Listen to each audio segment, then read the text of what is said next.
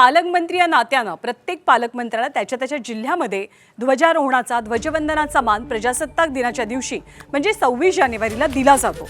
पण बुलढाण्यामध्ये प्रजासत्ताक दिनाबद्दलची उदासीनता मंत्र्यांची पालकमंत्र्यांची कमालीचा चर्चेचा विषय ठरली।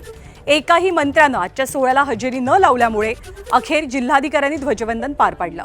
पालकमंत्री आहेत मकरंद जाधव, सहपालकमंत्री आहेत संजय सावकारे, हे दोघे सुद्धा शासकीय कार्यक्रमासाठी अनुपस्थित होते। तर केंद्रीय मंत्री प्रतापराव जाधव आणि कामगार मंत्री आकाश फुंडकर हे जिल्ह्यात हजर असून सुद्धा ध्वजवंदनाच्या कार्यक्रमाला काही हजर राहिले नाहीत। त्यामुळे मंत्र्यांच्या नेत्यांच्या गैरहजेरी मागे नेमकं कारण काय आणि मंत्र्यांनी उदासीनता का दाखवली याची चर्चा आज दिवसभर रंगलेली होती।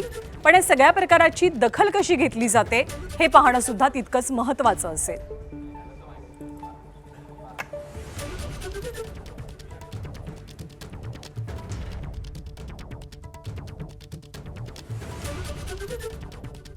कालपासून माझी तब्येत बरी नव्हती। माझे खूप प्रयत्न होता जाण्याचा, परंतु तब्येत बरी नसल्यामुळं मी बुलढाण्याला जाऊ शकलो नाही आणि त्या कार्यक्रमाला मला उपस्थित राहता आलं नाही।